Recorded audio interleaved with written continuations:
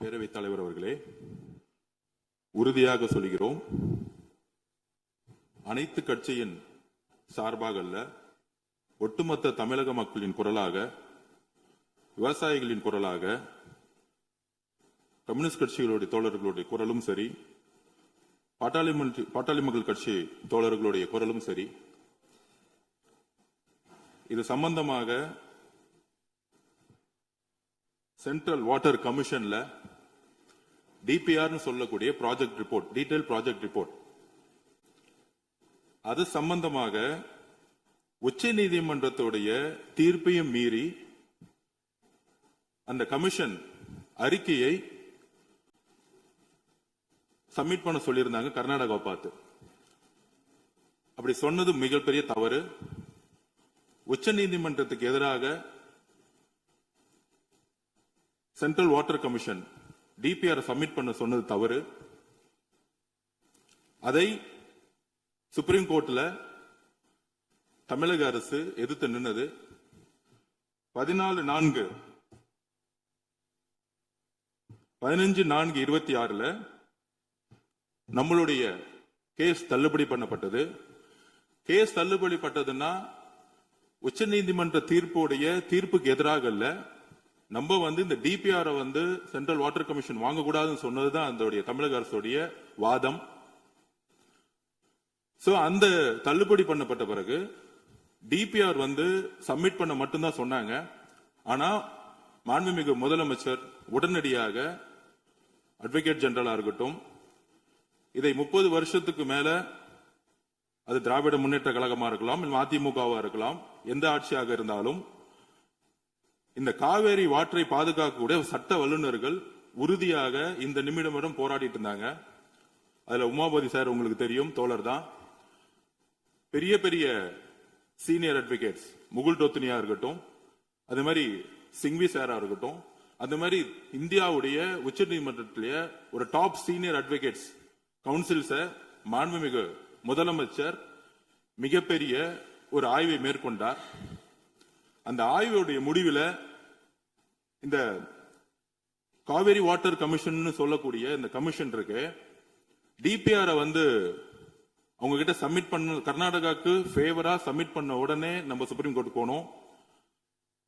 அதை அந்த கமிஷன் மேல நம்பிக்கையை இழந்துட்டோம்.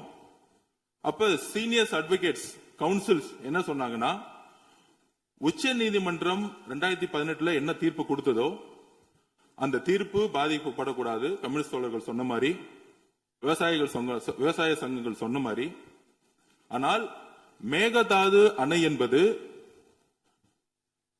வாட்டர் ரிசர்வேஷன், அதாவது பங்கீடுக்கும் மேகதாது அணைக்கும் சம்பந்தம் இல்லைன்னு கர்நாடகா சொல்லிட்டு இருக்கிறாங்க. ஆனால் மேகதாது அணை கட்டும் பொழுது அதுவும் பெங்களூர்ல ட்ரிங்கிங் வாட்டர்னு அவங்க சொல்றாங்க, அதாவது குடி தண்ணீருக்காக நாங்க கட்டணும்னு சொல்றாங்க. அது ஒரு சட்ட சிக்கல் நிறைந்தது. முன்னாடி விவசாயிகளுக்கு தண்ணி வேணும்னு சொன்னாங்க. ஆனா இந்த டீடைல் ப்ராஜெக்ட் ரிப்போர்ட் படி குடி தண்ணீருக்கு வேணுங்கிற ஒரு சட்ட சிக்கலை ஏற்படுத்துறது போல இந்த அணையை கட்டுறதுக்கு, மக்களுடைய குடி தண்ணீருக்குன்னு சொல்ல ஒரு அணையை கட்ட முற்படுறாங்க. இது 2 விஷயமா பார்க்கணும். ஒன்னு சட்ட சிக்கல் நிறைந்தது.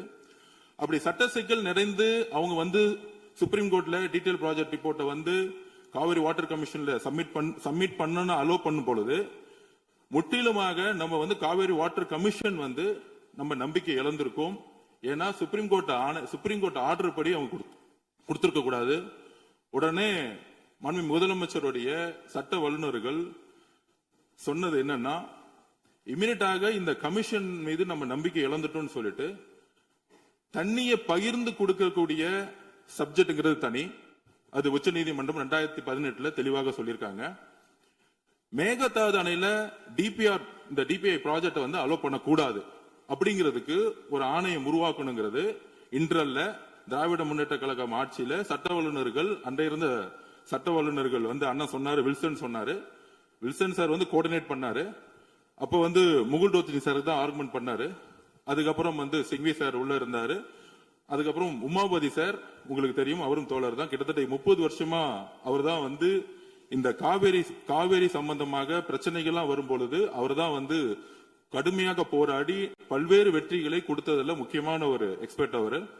சோ இது எல்லாரும் சேர்ந்து ஒரு முடிவு எடுக்கும் பொழுது அந்த முடிவை வந்து சரியான திசையில செல்ல முடியும்னு மாண்புமிகு முதலமைச்சர் முடிவு செய்து அடுத்த சட்ட ரீதியாக இந்த கோரிக்கையை உச்சநீதிமன்றத்திலும் இந்த கோரிக்கையை மாண்புமிகு பிரதம மந்திரி கிட்டும் கொண்டு செல்லான்னு சொல்லும் பொழுது அன்றைக்கு தீர்மானத்துல வெறும் மேகதாது அணை கட்டுறதுக்கு ஒரு எதிர்ப்புக்காக இந்த அவையில் ஒரு தீர்மானத்தை முதல்வர் நிறைவேற்றும் பொழுது மாண்புமிகு எதிர்க்கட்சி தலைவர் மார்ச் மாசம் இந்த கோரிக்கையை ஆல்ரெடி வந்து சட்ட வல்லுநர்கள் முன்னாள் முதலமைச்சர் திரு மு க ஸ்டாலின் அவர்கள் இதே டிஸ்கஷனை கொண்டு வந்திருந்து ஒரு கடிதத்தை அனுப்பிச்சிருந்தாங்க.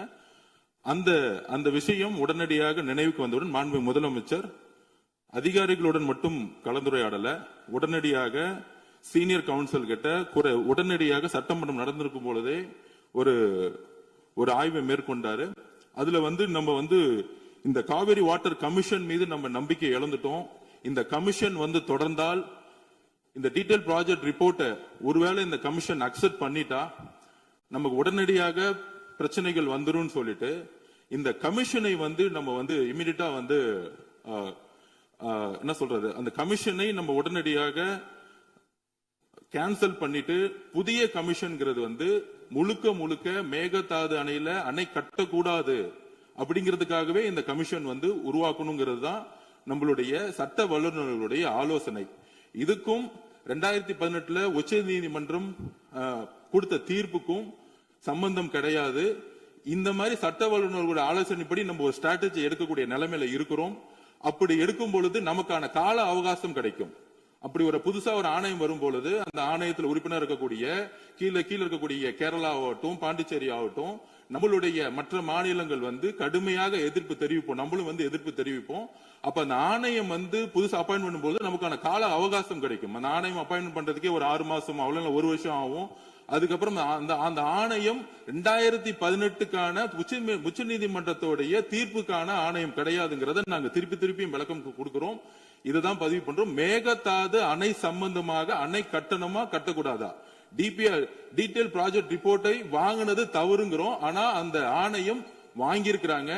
அந்த ஆணையம் வாங்கி ஒரு தலைபட்சமாக முடிவு எடுத்துட்டா சட்ட சிக்கல்கள் நமக்கு மிகப்பெரிய லெவல்ல வரும். அதனால அந்த ஆணையத்தையே நாங்க வந்து நம்ம வந்து கேன்சல் பண்ணணும்னு சொல்லிட்டு ஒரு புதிய ஆணையம் மேகதாதுக்காக உருவாக்குறோம். இதை 2 சப்ஜெக்டா நம்ம வந்து பிரிச்சு பார்க்கணுங்கிற நம்ம ஒன்னு உச்ச நீதிமன்றத்துடைய தீர்ப்பு, தமிழகத்துக்கு கிடைக்கக்கூடிய வாட்டருடைய ஒரு நமக்கான உரிமையை நிலைநாட்டக்கூடிய ஒரு தீர்ப்பு. அதில் நம்ம வெற்றி பெற்றுட்டோம்.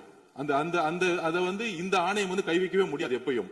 ஆனால் கர்நாடகா குடி தண்ணீருக்குன்னு வந்து எங்களுக்கு டிஎம்சி வேணும்னு சொல்லும் பொழுது இந்த பிரச்சனை பிரியுது. முன்னாடி எப்படின்னா விவசாயிகளுக்கு தண்ணி வேணும்னு வந்து கர்நாடகா வந்து போராடினாங்க, உச்ச நீதிமன்றத்தில் போராடணும்.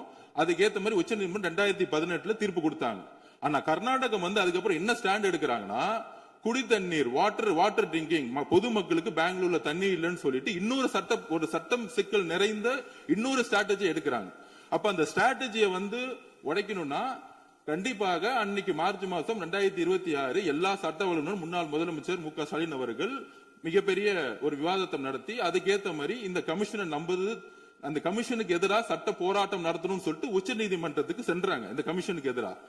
ஆனா அந்த கமிஷனுடைய பரிந்துரையை உச்சநீதிமன்றம் சொன்னாங்க, டிபிஆர் ப்ராஜெக்ட் தானே கொடுக்குறாங்க, டீடைல் ப்ராஜெக்ட் ரிப்போர்ட் தானே கொடுக்க போறாங்க, அவங்க முடிவு எடுக்க போறது இல்ல, ப்ராஜெக்ட் ரிப்போர்ட் மட்டும் கொடுக்கட்டும் அப்படின்னு தான் உச்சநீதிமன்றம் வந்து நமக்கு எதிரான தீர்ப்பு கிடையாது. டீடைல் ப்ராஜெக்ட் ரிப்போர்ட்டை அந்த கமிஷன் கொடுக்கணும்னு சொன்னதுனால நம்ம வந்து உடனே அடுத்த ஸ்டாண்ட் எடுக்கணும். ஏன்னா ஒரு தலைபட்சமாக அந்த டீடைல் ப்ராஜெக்ட் ரிப்போர்ட்டை உடனடியா வாங்கி உடனே 3-4 மாசத்துல இல்ல 6 மாசத்துல முடிவெடுத்தா ட்ரிங்கிங் வாட்டர்னு சப்ஜெக்ட், அதாவது குடி தண்ணீர்ங்கிற சப்ஜெக்ட் சட்ட சிக்கலுக்குள்ள போக கூடாதுங்கிறதுக்காக தான் நம்ம புதுசா ஒரு ஆணையம் மேகதாது அணை கட்டக்கூடாதுங்கிறதுக்காக ஒரு ஆணையத்தை வந்து இது சம்பந்தமாக உடனே உருவாக்கணுங்கிறோம். ஏன்னா இப்ப இருக்கக்கூடிய ஆணையம் வந்து நாம் நம்பிக்கை இழந்துட்டோம். இதனாலதான் மாண்புமிகு எதிர்க்கட்சி தலைவரும் ஒரு ஆணையத்தை புதுசா உருவாக்குங்கிறது ஒரு உமாபதி சார் ஆகட்டும் சீனியர் அட்வொகேட் கவுன்சிலுடைய கடந்த 30-40 வருஷமா நம்மளுடைய விவசாயிகளுக்காக யாரெல்லாம் வந்து சட்ட ரீதியா சட்ட வல்லுநர்கள் போராடினாங்களோ அவங்களுடைய அறிவுரைப்படி மாண்புமிகு முதலமைச்சர் இந்த முடிவை எடுத்து இந்த சட்டசபையில மாண்புமிகு உறுப்பினர் தீர்மானத்தை திருத்தல் தீர்மானத்தை கொடுத்தோம். இதுதான் எங்களுடைய பதிவு. உறுதியாக நாங்கள் சொல்லுகிறோம், கம்யூனிஸ்ட் தோழர்கள் எங்களுக்கு தெரியும், உங்களுடைய பிரதிநிதித்துவம் எங்களுக்கு தெரியும். நம்மெல்லாம் ஒரே கூட்டணின்னு சொல்றதோட தமிழக மக்களுக்காக ஒரே இடத்தில் விவசாயிகளுக்காக எப்பொழுதும் நம்ம குரல் கொடுப்போம். அதை நாங்கள் உறுதியாக சொல்லுகிறோம். மாண்புமிகு முதலமைச்சர் உச்ச நீதிமன்ற தீர்ப்பின்படி நம்மளுடைய உரிமையை எப்பொழுதும் நிலைநாட்டுவார். இது ஒரு லீகல் ஸ்ட்ராட்டஜி அப்படிங்கறத நாங்க பதிவு பண்றோம். நன்றி.